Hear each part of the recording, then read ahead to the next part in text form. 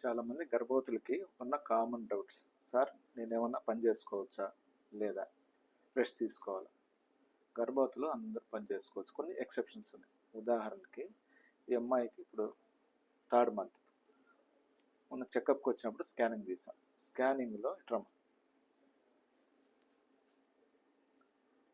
ఇది రక్తం గూడుగట్టింది ఇక్కడ, కానీ బేబీ హెల్తీగా ఉంది. ఫేటల్ హార్ట్, గుండె అంత కొట్టుకోవడం అంతా బాగుంది, కానీ రక్తం కొద్దిగా గూడుగట్టింది చూపించినాను.